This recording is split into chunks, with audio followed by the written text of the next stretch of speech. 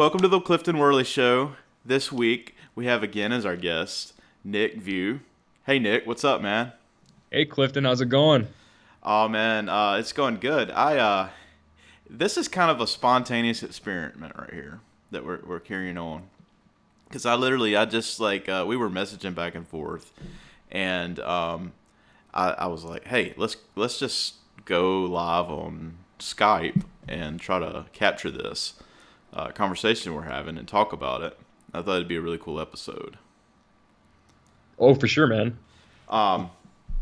So I'm going to preface this by saying the last week or two, I've been obsessed with trying to get a travel size guitar, acoustic.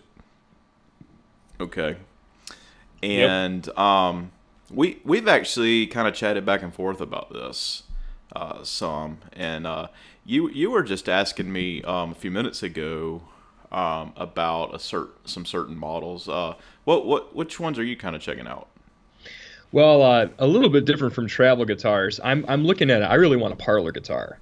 I've wanted one for a long time now, and obviously I don't want to pay too much for it because I kind of want it to be a campfire guitar or a throw in the back of my car, take it to work guitar, or your basic travel guitar. But I just want it to be just sturdy and really I want something small bodied and really comfortable that I can just kind of throw around. And I've been looking at the one I really wanted was the Recording King Dirty 30.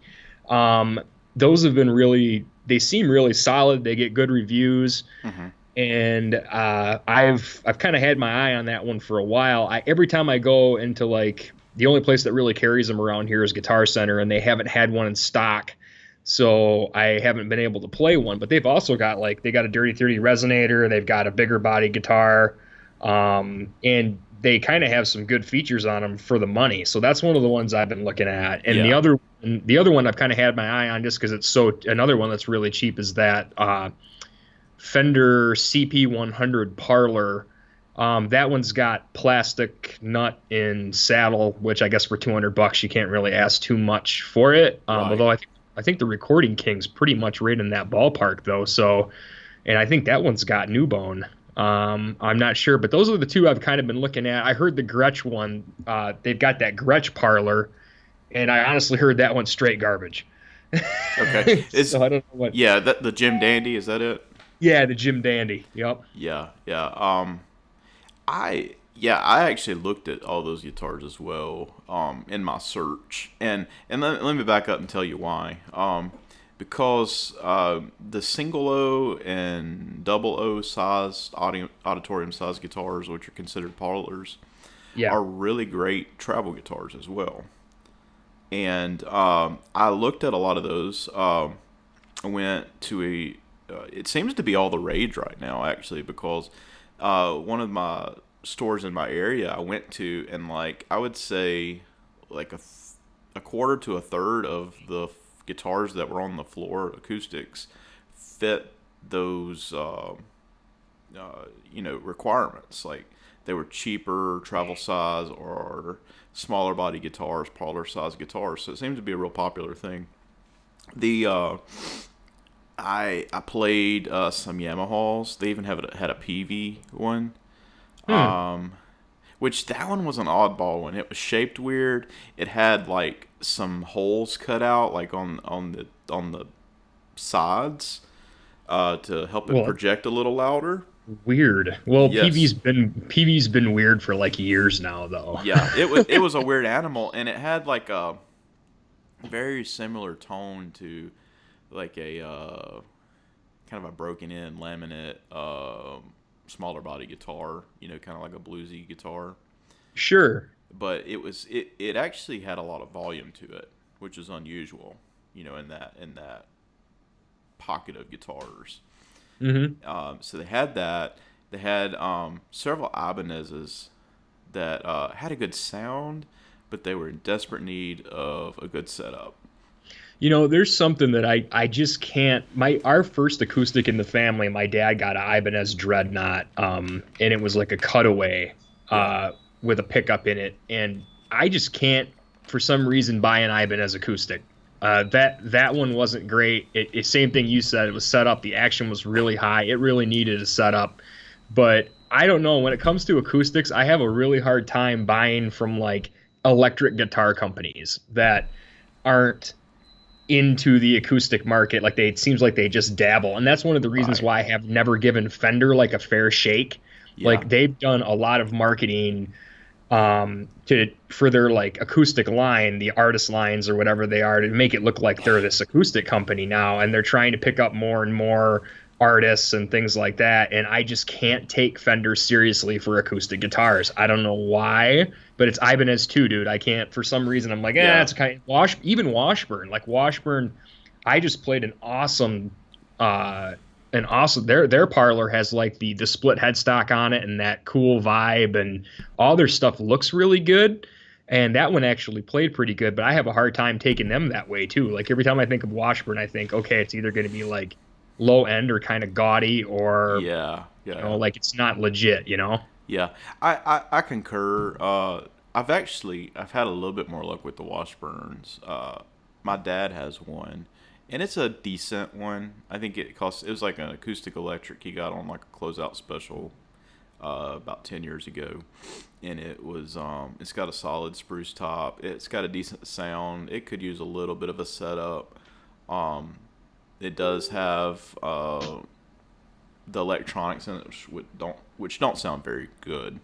Mm-hmm. But there's also, I know a guy who's got one of the original like D28 copies that Washburn made like back in the day. Yeah. And that one's a legit guitar as well. But yeah, for the most part, it's very hit and miss. Fender, it's been a hard time for me to fall in love with a Fender acoustic. I've just played several throughout the years, like somebody I know would have one, and I've never been impressed. When I was at Naum, they had the Paramount series, which is like their new like artist line, and it was good. It was impressive, but for the prices they were trying to command, I didn't feel like they were worth the price. Mm-hmm. They did sound good. It's something like you would expect in the $500 to $600 range. Well, you know what I'd like to see Fender do? And it's the same with Fender resonators too. I should back up and say that the first resonator I actually bought wasn't my Beard. I have a Beard Gold Tone, and that's been my baby for over like a decade now. But actually over a decade. But Fender had that FR50.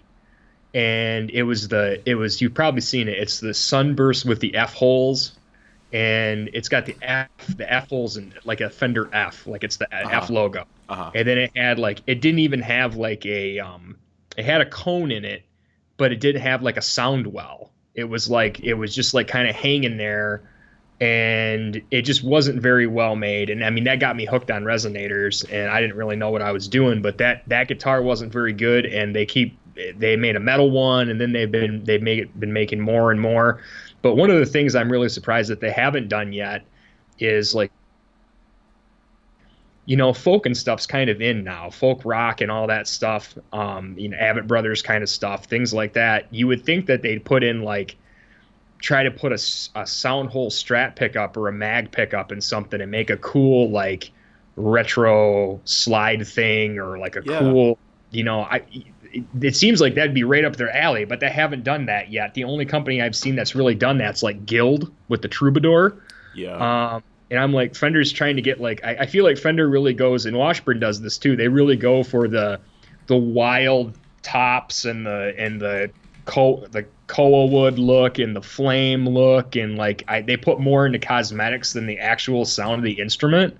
And I guess that kind of, I can't just like, I haven't picked one up and it's like blown me away or anything. It always feels like, okay, it looks good, but it's not, you pick a Martin on the wall and it blows it away, no matter how cheap the Martin is. Exactly. And same as Taylor, Taylor, like, or Siegel, like, I know I'm kind of all over here, but like I've owned I don't even own a steel string acoustic right now, which is why I want one. I've owned a lot of Arden Luthries and a lot of Siegels. just because they were in my ballpark, and I haven't played a bad one. They're just all good. And way cheaper than most things out there. I love Yeah. those. I've never owned one, but I've played plenty in stores, and they're great sounding guitars. And it's amazing, like some companies, it can make a guitar in the same price range, and it'd be made out of the same materials, like Fender or Ibanez, and yet like some of these companies like Seagull can make a laminate guitar sound absolutely amazing, and Taylor as well. Taylor almost to the point where I have a very picky ear, and I can play like I owned a Taylor 110 for a while, and it was hard for me to discern with that guitar the difference between that and the solid woods as much as like when you hear like a Fender or something like that. Like it's just dialed in sweeter. And I don't know if it's the type of laminates that they're using, like the laminate process. I don't know if it's because if they're using like veneers where they're stacking really thin pieces of solid woods, like crisscrossing, or if it's like almost like chipboard, like the stuff that you're like a cheap piece of furniture would be made out of, like press board. Yeah, my Fender Resonator looked like it had trim in it, like trim wood. Like it looked bad. Yeah. Like I was gonna go in, and they were like, "Well, you open up the sound well up, and you can, do whatever." I'm like, "There is no sound well on this guitar. I don't know what you're talking about." There was like nothing. Right. It looked really bad. And I don't know what it is about Taylor either, but I mean, I absolutely, I've never played a Taylor that I didn't like. My godchild, when she was looking for a guitar when she was like 12. We took her into a Guitar Center, and she played a bunch of them, and she ended up with a Taylor Big Baby, and I was just amazed by that guitar. I mean, that guitar, I think it was $350, and we bought the last one. We had to buy a demo model because they were all out of stock, and it was hard to find a Taylor Big Baby for a while. I mean, they were just a fantastic, especially for finger picking. I've never been much for like, I've always kind of the stigma I've always heard was for Martins or for a Strummer, and Taylors are a finger picking, like a finger style guitar, because they got that bright top end and that shimmer where Martins just bellow. They got that throaty bellow, and that's kind of how I've always seen Taylor. I don't know how they do it, but man, that guitar really sparkles for some reason. I don't know why, but man. I'm becoming more and more amazed with Taylor, even after going to their booth at NAMM.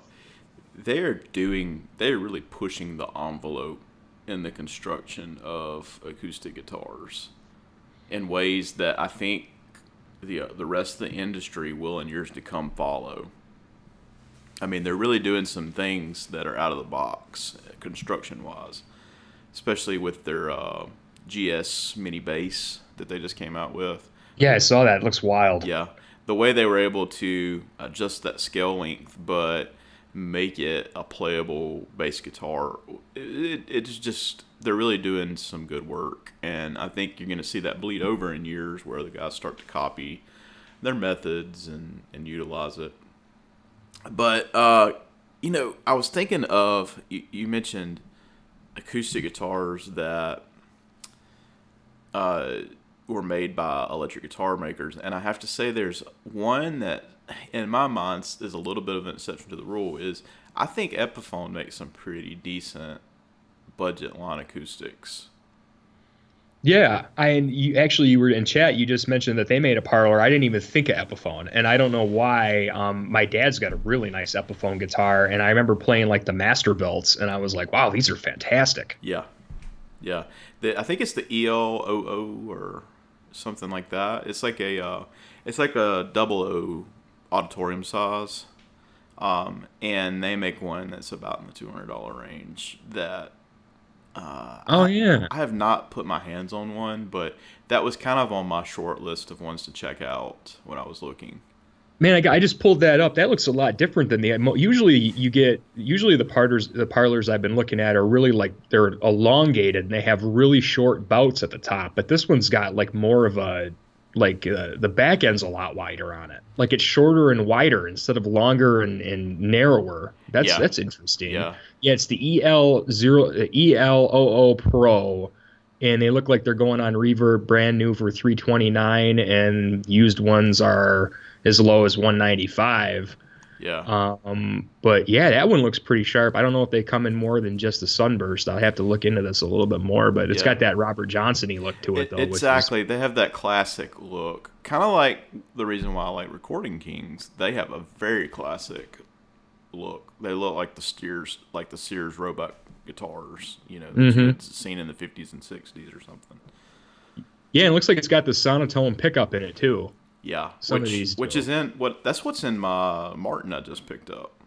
Really? Yeah, and I guess it's not the pickup system that I love the most. Mm-hmm. But I think it's a fair pickup that can be dialed in and usable. And my thoughts were, to have that option that I could take this thing and if I needed to plug up where I'm going, I can plug up and I'm fine. I don't have to worry about it. This one is good enough. It's definitely a good enough system. It's not the best, but it's good enough.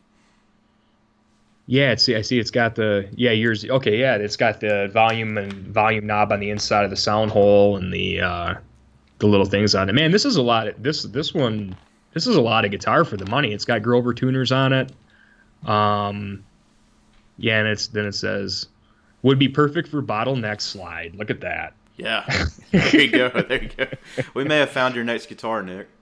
Yeah, I never knew this one. I'm gonna have to take a look at this. I wish somebody around me carried it. I might have to check. We have a Firehouse Music near me that usually carries a lot of this kind of stuff. But the other guitars, I know that I heard that the Gretsch one, I actually played the Gretsch one, the Daisy, and that one wasn't good. That one felt like a old, kind of not even like an old Silvertone. It felt like it was a solid plywood, tons of lacquer. It just didn't have like any sound to it. It just right. But I know that their Honey Dripper line for the resonators, they have like some travel body resonators and some Parlours. Those are getting really good reviews. And I've been wanting to check. I think they were on Sweetwater the other day for like $329, and I've been wanting to check those out a lot. Yeah. I haven't found any in any stores around here though. Yeah. But you were talking about the resonators, and it kind of made me jog my mind a little bit. I had to look him up on YouTube. I kind of forget his name, but his name is Justin Johnson. And oh yeah. Yeah, so you're familiar with him. Oh yeah, the shovel dude. That's what everybody calls him. Yeah. He was actually at NAMM with his shovel guitar and performing there. And I didn't know this until I got back, but he actually has those for sale. Yeah, he builds cigar box guitars, and he has got a maker that builds the shovel guitars. And if he's got like a Kickstarter thing, so if you there's different levels of contributions. And if you pay like the maximum, you get like a signature shovel guitar in his albums and like some other stuff in one of his slides or something like that. And then if you get the cigar box, he actually builds the cigar box guitars. Yeah. So, and like signs them and stuff. I think that's really, really cool. I haven't seen anybody do that, but man, that guy can play any folk instrument with strings. I mean, that guy is crazy. Yeah, I've seen him play like a full especially with the double string. thumb technique. And yeah. I've seen him play on the videos of that, and he's an amazing guitarist, even though he's kind of known for playing like the quirky 3-string open tuning guitars. Mm-hmm. It would be hard to like kind of bust out with a gimmick like that and then get out of it. Like, you're a shovel guy. You need to play a shovel. Where's your shovel? That's great. Where's your shovel? Exactly. like that would make me mad. Like, look, I do other things. I'm multi-dimensional. Yeah. I don't need to just play a shovel. But I was like, somebody posted on the I think it might have been Cole. I was like, oh yeah, that shovel guy or something like that. Or no, it was Ryan on 60 Cycle Hum, and I was like, he plays more than a shovel, man. Like this dude's got like albums of material. Like, he's really, really good. And he's got a good web presence too. That guy's always doing unboxings. He must own like 1 million instruments, because people make him stuff and send him stuff all the time. Like, he's got guitars made out of old canteens and like all kinds of crazy stuff. And he plays everything through like a little Roland practice amp, like a one of those battery powered Rolands. Yeah, yeah, And he sounds incredible. yeah. He's got. I've been following him since now, and he's got some really cool, oddball, quirky guitars. Just a lot. I mean, every time I see him, he's playing something different. And but the way he does not only slide, but he does just some traditional playing as well. Hmm. But I think that a lot of his stuff is set up to where he can play slide, and it kind of showcases that. Hmm. Yeah, totally. I mean, there's tell you what, back on the acoustic side of things, I'm actually pretty amazed at how much there is available for under 350 right now. Hmm. I don't think there was. I remember when I first started, there wasn't any acoustics like to this level at that Oh, price. for sure, Definitely for not. sure.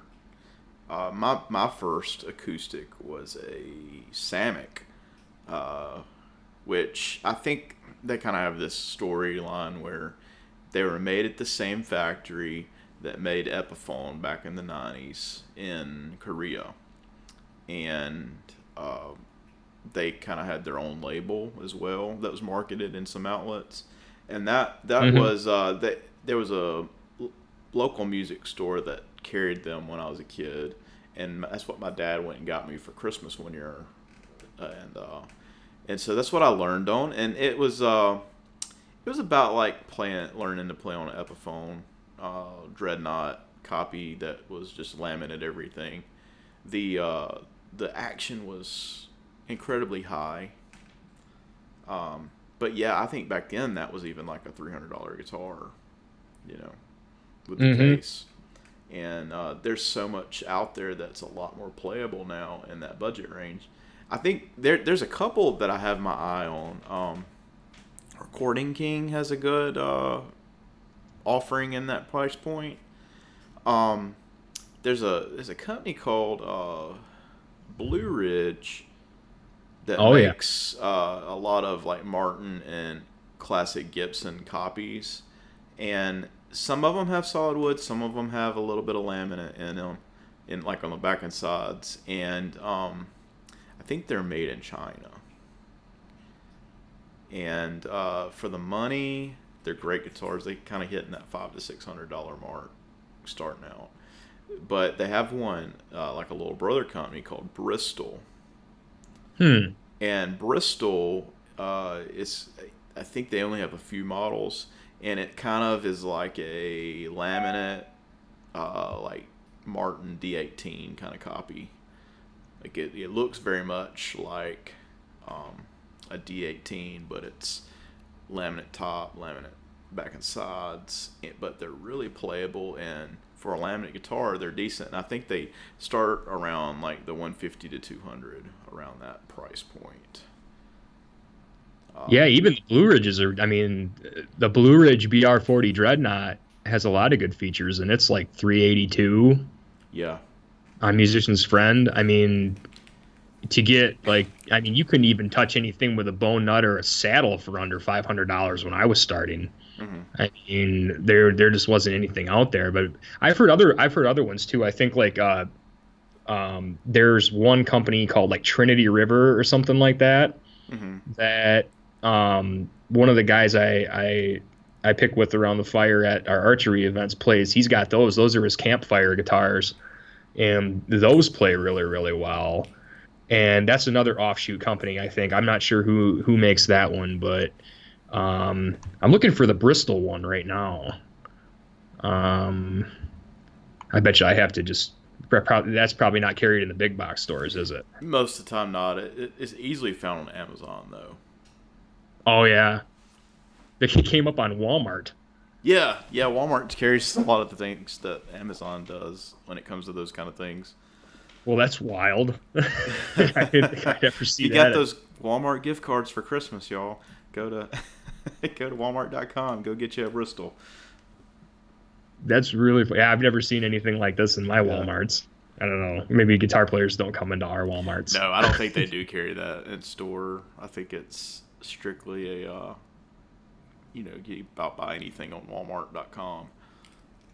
You're right though. These look pretty solid. Yeah. I mean, yeah, they got the Bristol BD15 looks just like that mahogany Martin, that I've looked at for a long time.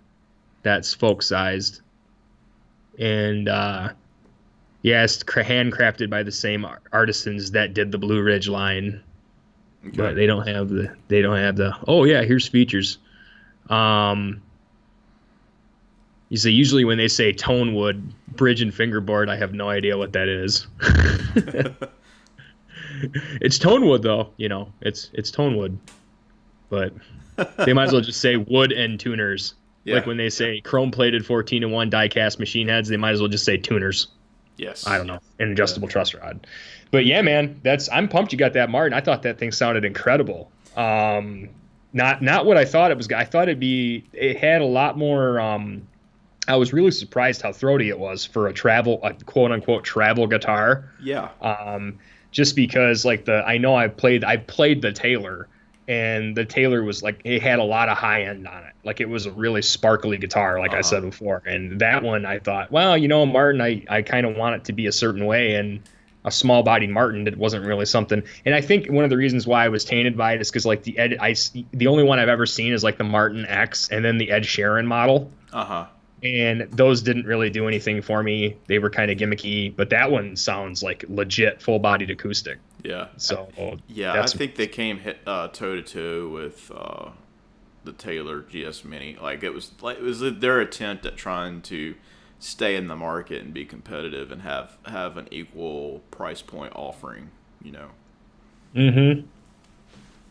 Yeah, definitely. But yeah, I couldn't be more pleased. And I did lean towards the GS Mini at first, but then when I got into researching, I was like, man, the Dreadnought Junior has all solid woods. No, the Supilier is not the most desired back and side woods, but it is a solid wood. That's what Taylor uses on a lot of their guitars as well. That's on the Fenders too. Yeah, it looks like. Back when I was a teenager, and I bought my first kind of intermediate guitar, I had a Taylor. Not a Taylor, Takamine G series. Takamine. Yeah, Takamine. Right. And back then, the kind of budget wood to use, of course, this was laminate, was NATO back and sides, and Fender had a lot of those as well. And those didn't really have a lot of life to them. But the Supilier, it's a pretty good sounding wood. I'm impressed with it. Yeah, that's really cool. I wonder, is it Takamine? We always say Michigan's Takamine. Takamine. Takamine. You got to get one of them Takamine. I know. Oh, yeah. Back in the day, they were known for good stage guitars because they had the piezo pickup system that sounded a little bit better than everybody else's, and I think once again Taylor came along and blew them out of the water. And the company, I've actually owned two Alvarez. I had an Alvarez Fusion, which was a smaller body guitar, and it had an outrageous green flame maple curly top on it. And I called that guitar Kermit, and I actually really, really liked that guitar. I ended up selling it. But I had some of their folk models. I had the RD series, and those actually played really, really well. I think they were I had a folk model one, and I tried a Dreadnought too, and those were both under $200, I think, when I bought them, or no more than $250, and they were pretty good. But one of the things that it's Alvarez, they had a really good pickup system. I know at least in the 90s and 2000s they did. When the Yaris were really popular and stuff, that pickup system was really, and it had the huge computer on the side and everything like that. And my Fusion model had that, but those sounded surprisingly good too. I mean, they're even the lower ended Alvarez. I've always been kind of fond of those too. But now I just can't stand looking at that big old thing on the side of a guitar with a battery in it. Yeah. And all that. It just bothers me now. I'd rather, they're making so many pickups that are sleeker than that now that you don't see, you know. Yeah. Well, like on this Martin, it's weird because like the battery compartment and the output jack are on, instead of like in the end pin, it's in the side of the guitar down at the bottom, kind of like they used to do years ago on guitars. So that's kind of weird, but I do like the fact I can get to the battery compartment without like digging inside the guitar. But it does have the controls up under the sound hole. Yeah, you can hardly see them though, those little dials. Yeah. So like I had to really look. It's out of the way, but it's there when you need it. Can you still put one of those feedback things in the sound hole then? If you've got those things in there, does that work? I think I could, but I would probably not be able to reach the controls. But I haven't found feedback to be a problem with that guitar, as long as I'm have some access to the console and able to kind of EQ it from the board. Now I know I could get like a LR Baggs Para DI or something, and I probably need to have one of those where I could do the EQ from the stage like that. But I kind of know where I need to go EQ wise on those boards, and I just kind of hit those areas, those problem spots, and kind of scoop them out where they need to be scooped. And I have no problem doing it that way. Yeah, maybe stuff's just getting better too, because I don't see those big old rubber feedback things much anymore. No. A lot of people have. Yeah, I remember going to see a show in the '90s where it got, it's kind of like back then. It was like they'd have that one song that the acoustic guitar would come out on, and because everybody's playing electric live at that point, and this guy he had like a duct tape layer over his sound hole, like it's like a makeshift feedback buster, and I thought that was hilarious. That's like the in the 80s with the it was the piezo quack, ballad that every heavy metal band did. Where I remember getting a Kiss Unplugged CD once. And that was one of the ones where they were like unmasked. It was during Revenge or something like that. And they're like, because I really like the song Forever. And I just remember like those guitars sounded like straight up like it was all treble. Yeah. It was like they were playing harps. Like there was no people just don't dig that. The only person I've ever heard that's been able to make that sound really good was Monty Montgomery. And he runs through those. I remember he's that Texas singer-songwriter, and he just shreds on that thing. He plays Yaris and runs through those Trace Elliott combos. Those were the ones that Eric Johnson endorsed for a while. Okay, yeah. The green black monsters. Yeah, those. And he runs his with like tube screamers and like two compressors, and his guitar sounds like it's going to explode, and he makes that sound really, really cool. And but that's like not, most of the time that's like not in today. Like everybody wants to hear they want to hear the acoustic sound of the acoustic guitar, like a mic'd acoustic. They don't want to hear like the piezo, like you're strumming right by the bridge on a guitar. Or like I remember seeing The Who and live like 5 years ago, and Pete Townsend, when he wasn't doing it, he had his jumbo, and that sounded pretty good, but he had like a piezo pickup and a Strat, and it reminds me of that. It's just it's got a different kind of quack from the single coil, but it's still that piezo sound. You know. I remember back in the day, like Parker had an electric guitar, and that was kind of like a high-end guitar at the time. Electric guitar that had the piezo in the bridge. The Nightfly. Oh, yeah, that was my goodness. They were like one of the first ones to do it, though, weren't they? Yeah, and I'm like, looking back, I was like, that is such an unrealistic acoustic guitar sound. Well, the guitar could, like, if you dropped it, it would float to the ground. Like their guitars were. I remember picking one up in a store, and I just put it back down because I thought I'm just gonna break this thing. Yeah. Like so the wing on it was so tiny, like it was so thin, and I remember they were really pushing the envelope too. Like they had the super like flat shred necks on them, and they had all these features, and that was one of them was the piezo and blending the piezo and all that stuff. And yeah, those things were wild. Yeah, and then Boss had like a pedal that like basically like it was an acoustic simulator, and it made your guitar sound. It basically like if you're playing like a Strat or a Tele or whatever, like it would turn it into that nasty piezo sound. I mean, it's a sound. It can sound cool. Like I've Yeah, messed around with plenty of piezos with those Alvarez's when I had them, and I thought that was a really neat sound. But it really does. It can be ear piercing though. yeah. I Well, mean, yeah. I was thinking a minute here, and we were commenting on a thread the other day on 60 Cycle Home about top five guitarists, and you had mentioned Willie Nelson. Trigger. Oh yeah. Yes, and he's got an interesting piezo sound out of his Yeah, guitar. like the first piezo, wasn't it? Baldwin made that pickup Yeah, and that amp, and then he had his Martin was ruined. I think that's the story, right? His Martin was ruined, and then he said, "I need another one." And he played the Baldwin, didn't like the guitar, and was like, "Can you take the pickup off that guitar and put it on this Martin?" right. And they did it, and it was just basically like a brass ceramic magnet bridge on that Martin, and that like just changed everything. And that's cool. He made that sound really cool. But I mean, again, he's playing a nylon string acoustic, and it's making that a mellow guitar brighter almost. Exactly, and he's got such a punchy 60-ish acoustic guitar sound.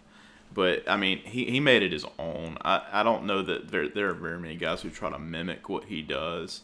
I know Zach Brown Band that he plays a lot of those nylon strings, and I think he kind of nods at it, but it's not even anywhere like near Willie's sound.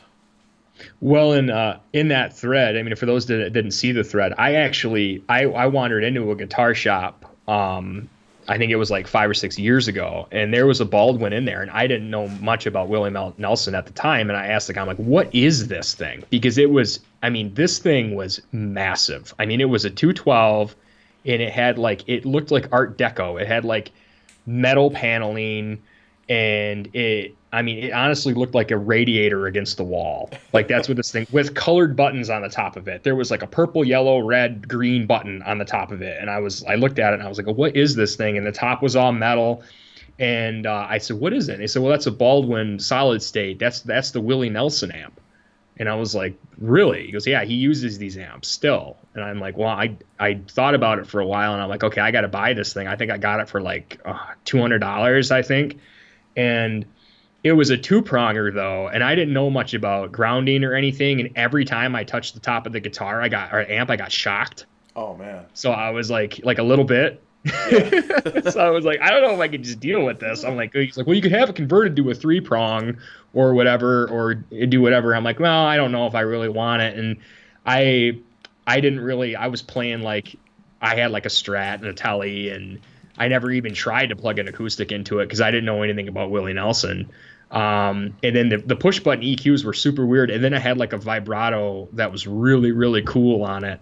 And I ended up selling it to Elderly Instruments, which is a huge dealer in Lansing. And I ended up making money off of it. Not too much. I guess that's the only time I ever really flipped anything. And somebody bought that thing like immediately. Yeah. And I guess what he did was he would go from town to town, and his techs they would just like scour everywhere he went to look for these Baldwins, because when his amp blew up, they would buy another one and they would gut it and they put the parts in his old Baldwin. So finding these things actually assembled is like crazy hard. And this was in great shape. So I really regret that one, because that was like a piece of history and I really wish I'd have kept it. Yeah. That's crazy. That makes me think about like, back when I was learning to play and kind of coming up, the acoustic amps were a huge thing, because back then it wasn't as common that everywhere you go there was a sound system or whatever. There's very much this mentality. That's why a lot of guys continue to play electric, back even up till the last 10 or 15 years ago predominantly, where they played electric because they had the amplification. Well, it was a thing back when I was a teenager, in the early 2000s, late 90s, where you saw a lot of acoustic amps popping up. Like I remember SWR, who made bass amps. They made one called like the Strawberry Blonde.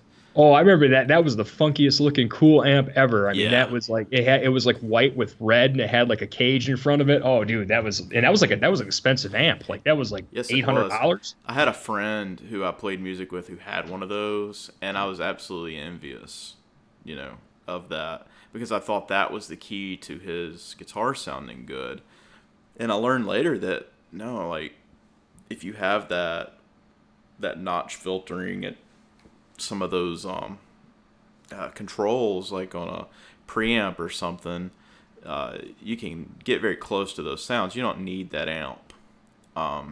Another one that was big was Fender had the Acoustasonic, Oh yeah.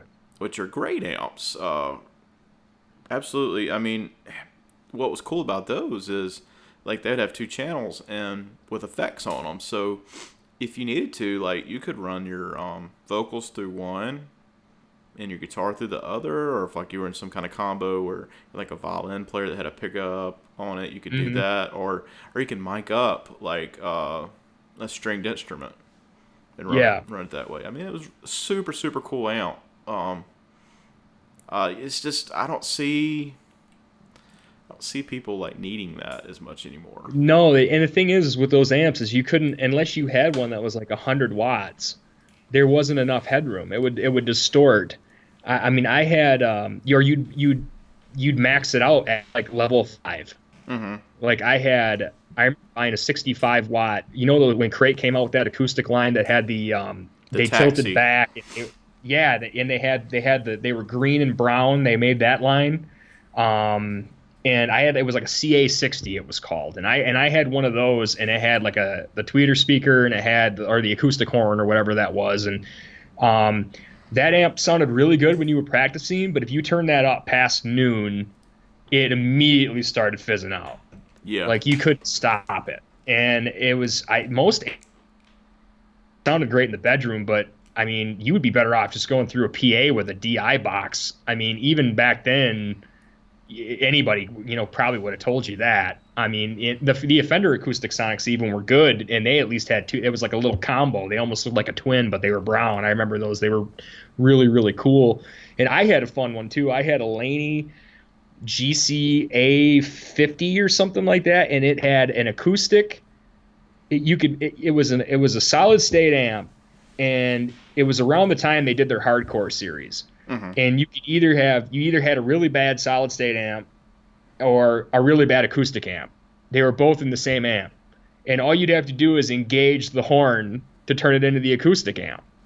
And it had this little horn speaker. It was really cool. So naturally, what I did was I just would click that little speaker on and throw a distortion pedal in front of it and just distort the hell out of that little speaker. And it had the raunchiest sound ever that came out of that. It sounded like a blown speaker because that speaker was not meant to do that. But just crazy things like that, were all over. Like, oh, you can take this here and you can be a one-man band. You can have your mic go through this or whatever. But all you really needed was a PA. I mean, that's it. Yeah. I don't know. Like you said, I don't know anybody, maybe except for Monty Montgomery, and that's touring with like acoustic amps now, or I haven't seen one anyway. Yeah. The only, I guess at this point I don't see any value in owning one unless like I was going to coffee houses that I knew did not have. Well, like I have a friend, he plays like restaurants and stuff, and he has one of those Fishman 2-channel amps that he plugs his acoustic into, and he plugs his mic into the other one, and that's his sound system. But well, that's not bad. Yeah, it's not a bad little thing. He does like a lot of little patio and restaurant type gigs, and it works fine for that. But yeah, for me, like I don't know that I would spend the money on that. Because it's just not a necessary thing anymore. And even if you're in a band situation and you're playing acoustic, like most of the time, you can sound systems have gotten ridiculously cheap that Yeah. you can just plug direct in, and bam, you got better amplification than you would have had from these other guys. You heard it here, folks, on the Clifton Worley Show. The acoustic guitar amp is dead. The acoustic guitar amp is dead. It's dead. Nobody's using one. Now you're gonna have like there's probably in some other forum now they're gonna post this and say they're saying the acoustic guitar amp's dead, and like there's like probably 3,000 musicians in there going, I tour with these all the time. I don't know what they're talking about. Yeah, I'm gonna lose that sponsorship I could have had from Fishman.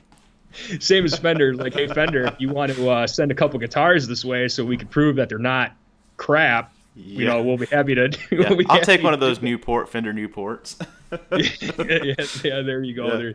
Because there are, and actually, you know, all the reviews I've seen on YouTube, of course, are always these monster pickers who make these things sound amazing, and they're miking the sound holes and stuff, and you know, they just sound incredible. They're probably EQing them and everything too. But the ones I've heard, even on the little $200 Parlors, have sounded really good, which is why I wanted to look into them. But I don't know. They're usually really good guitar players too. Yeah.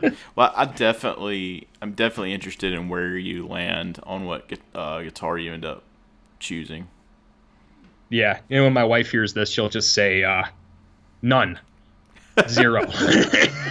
Yeah. No, I am gonna get one. I'm gonna get one pretty soon. I'll probably move some things to get one. I can't stand the fact that, I mean, I love having my resonator. That's my thing. I love the beard, but I gotta have just a normal flat top again. You know, I was telling Josh Frazier about this the other day, and I was really, because every time I get like gas attacks and I want to spend money, especially if I don't have it, I usually message Josh, because Josh doesn't spend money. Josh will talk himself out of everything and talk me out of it. Exactly. Yeah. It's like, or you could just keep playing your beard and get some strings, or, you know, I'm like, yeah, you're right. Well, I was at Rainbow Music here in town again, and they had a 60. It was one of the USA made Harmony solid wood harmonies, the Sovereign. Okay. And it was the Harmony Sovereign was the guitar like Jimmy Page used in like Led Zeppelin 2 or something like that. Okay. Like, there's a huge cult following for this guitar. Well, a guy had passed away, and his widow, and he had put all this money into these 3 guitars to restore them, and then his widow ended up turning them in on consignment to Rainbow. And one of them was a Harmony Sovereign, and you know, it had to have a neck adjustment because there's no truss rod in those, I don't think. So it had to be reset. And then he had a professional setup. And then there was an Epiphone Parlor and a Gibson Parlor. And they were all around $600. And old. I mean, they were beat up, but they sounded amazing. I mean, anytime you get an acoustic that old, I mean, that Harmony absolutely, I mean, it was every blues musician you could ever think of, country finger stylist, was in that guitar. Like, I picked it up and I loved it, and it was like $335 or something like that, and I really wanted to buy that guitar. I ended up passing on it, but if I didn't go this route, that's my other option, is to like find. I'm kind of wondering, like, maybe I'm just gonna find like a vintage guitar like this, like an old Harmony or something that's just gonna like speak to me. That's all like up and like, you know, has some character to it, rather than this box store guitar that, you know, I'll have to play for years to open up. Yeah, let me throw an idea at you. I'm aware of this, and I don't know what his prices are, but I became aware of this through Greer Amps, following them on Instagram. Oh yeah, dude, they rock. Yeah, he was talking about a guitar that he had. It was a Harmony that was remade like that, and it's a guy over, and he's on Instagram. It's called Harmony and K _conversions is the name of his Instagram handle, and his name is Baxendale, and he does something called Baxendale Conversions. And he gets these people send him Harmonies, Ks, Silvertones, all these old quirky catalog store guitars. And he has some for sale, but then he also has people send their old ones into him. And what he does is he goes in, he puts a truss rod in, he takes them apart, and he reinforces them and goes and he basically rebuilds these old guitars using the woods. And Wild. man, like, yeah, just if you're listening to the show, go check him out. Go watch his videos on Instagram. He has some of the most amazing sounding guitars, and you end up with guitars that are more along the lines that kind of bumps them up into like, having like a vintage Martin or Gibson, like in quality wise. Oh, wow. That's so wild that you mentioned that, Clifton. The other day, again, I was messaging Josh, and we were looking at Craigslist ads, and I was going to send this one in a 60 cycle. And it was an old Harmony Parlor, and the only thing, so the neck and the top were the only thing that remained. Some guy had rebuilt the back and sides of this guitar because it had separated, and then put the truss rod in, and then put new tuners on it, nut saddles, everything, and it looked like a brand new guitar, except for the back or the top and the neck.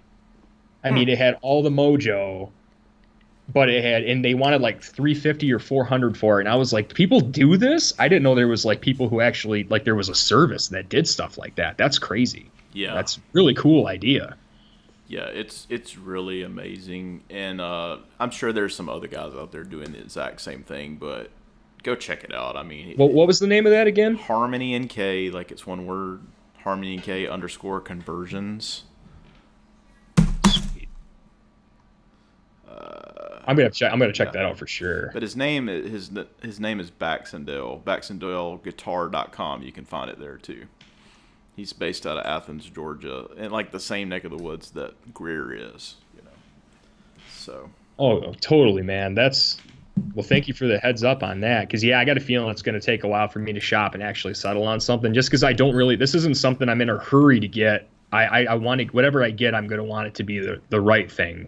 So yeah, there's too many options to just go run out and buy one. And I definitely want to play some of these things first before I pick them up. I'd love to find this Epiphone and that Fender, and I'd like to find another Recording King too and give that one a shot, because there are definitely some good options out there for a throw around small body for sure. I don't mind if it gets dinged up, because it'll look better to me. I like it to do that. I know this is up in the budget a little bit more, but I know that Martin has an X Series 00 now, instead of the, like, most up to this point, like, they've mostly had triple O's, but they've got the 00X, and it's going for about $500. But those are good sounding guitars too. I just honestly, it's same price point. I thought I did better on the Dreadnought Junior, being it was all solid woods. Same price point, similar kind of look and feel, but it kind of was a no-brainer to me. So what puts the X over, like, why would you pick the X over the Dreadnought then, the mini Dreadnought then? Oh, I wouldn't. I'm saying no, I just mean, why would they sell those guitars at those price points then? What is the X's claim to fame? Wasn't that a bolt-on neck or something? No, that's they got a special. It's almost like a press board back and sides. What do they call it? High pressure laminate is what it is. Oh, okay. The whole X series, the neck and the back and sides are made of this high pressure laminate, and then the top is like a solid spruce, and they don't sound bad, but I've actually seen some that, like, they can get busted and just like have big old chunks missing out of them, like, very easily, because that high pressure laminate is not a strong guitar. So they sound good, but I kind of, it's a hard pass for me. I wonder if those will go the way of the Ghost then, when if this line takes off. This mini Dread. I'd love to see this line kind of obliterate some of that and kind of push it into a better value, more for your money kind of deal. Now they're made in Mexico, just like the X series, but even the new like the GPA or GP4A, I can't remember, like the Martins that they're making that kind of look like Taylors, they're making some of those in Mexico now. Hmm. That like the $1,200-ish guitars, and it looks like what they're doing is kind of keeping the D18, the D28, the D35, in the auditorium size, like the standard model, triple O 28s or 16s, whatever, like are Yeah. made in Nazareth, Pennsylvania still. But like any of the new stuff that they're doing or the budget line is kind of it's all being sent to Mexico. Hmm. That's interesting. It is Yeah, these interesting. none of these are like, yeah, I don't think is there an X series? Okay, yeah, the cheapest one I'm seeing is like 349 is the cheapest X. Yes. Um, but yeah, otherwise they're not cheap. Mm-mm. That, and again, in that one, the cheapest one is Sapelli. So Yeah, I think if you were comparing the X series and the Taylor 110s or 210s or 214s, whichever, mhm. like that's the better value. That's where I would go versus the Oh yeah, Martin totally. X. Yeah, well, I like that. I think I'd get the one you got before I'd even look at the these. Oh yeah, absolutely. I was stunned that this is in this price range, and I would be surprised. I don't know if they've not caught on yet that they don't sell a ton of these. Mm-hmm. Watch, you're just gonna start playing this thing all the time. The thought was, I was like, man, if I turn around and sold my Taylor, like my high end one, and just played this, like, what kind of really cool electric could I get? Here you I'd be go. like in coward territory. Well, I'll laugh in like a month when you have that thing up for sale, and that's what you're doing. I fund that equits. Oh yeah, there you go. Yeah, isn't that the thing right now to sell Yeah, everything you own and either get an Equitz or a Cower that's it. Titan? pretty pretty soon, everybody in the group's going to be like one guitar people, like the cult of Cower Yeah, or Equitz. I had to sell my five OK guitars to fund a cower. Big old flip fest. Yeah, Yeah, exactly. yeah. No, that's too funny. I mean, and if there's something you want, I mean, there's something to be said for. I mean, I've been for years just buying budget things. That Beard was the most expensive guitar I ever bought, and that was like $500. I've never bought anything over that, and like my dream guitar is definitely it's a Mule Reciphonic. I mean, that's out of Saginaw. Mule, and he's really catching on. I mean, Matt's making guitars. Everybody's buying these now. And that's a guitar I really want is a steel bodied Resso, Uh-huh. handmade there in that old steel shop in Saginaw. It's too cool, and I can totally see like if I bought one of those, I probably wouldn't want to play anything else that I had. So there's, if that's what you want, you know, once you have it, you might not want anything else. Yeah, I'm So I'm scared that, and I heard chatter of this that Doug was talking about this the other day on his group. That when he does get like one of those big box stores, like as a dealer, and I don't know if he's going to go that direction or have like actual like brick and mortar stores that's going to be dealers for him. But he was talking about having some dealers come forward. If he does that and like they get like he ends up with like the Sweetwater or Sam Ash like type of financing where you like get the 0% like broken into 24 months or 48 months, his guitars are gonna fly off the shelf. 48 months, no interest, sold. Yes, I would do that. Sign me up. you know, I think a lot of people would. I mean, I've got the Sweetwater card, and that's been really hard for me not to just like, well, that's only $5 more a month. I'm already paying 20, so that's exactly. just two less coffees. Yes. And I just keep calculating this in my head, and then you just get into trouble because then you're like, 2 months later, you're paying $100 a month for Yeah. for Yeah. 48 months Yeah. or whatever. Well, yeah, But absolutely. Well, thank you so much for coming on. Really a lifesaver. I got in a bind this week where my interview fell through, and not the, something came up on both of our ends, me and the other guys, and just it didn't look like it was gonna happen. And all of a sudden, I was like, man, let's just talk with Nick for a minute, and I think this would be a really good episode. there you go, man. I'm your clutch. That's You it. know, I'm a personality for hire, clutch podcast personality. I'm going to put that out there. Yeah. You know, if you And, run out of ideas, Nick's available. Yeah, Thursday, let's call him. that's it. And I know you're fixing to have to go pick up your kids for school. I'm fixing to have to go get a haircut here in a minute, and so but it just worked out perfect, and I got to talk about it exactly what I wanted, what was on my mind, and what's on your mind, and so. Oh yeah, man, love talking gear. Perfect way to spend the day. Absolutely. Well, thanks again, man. Hey, no problem. Talk to you anytime. All right, man. Later. Later.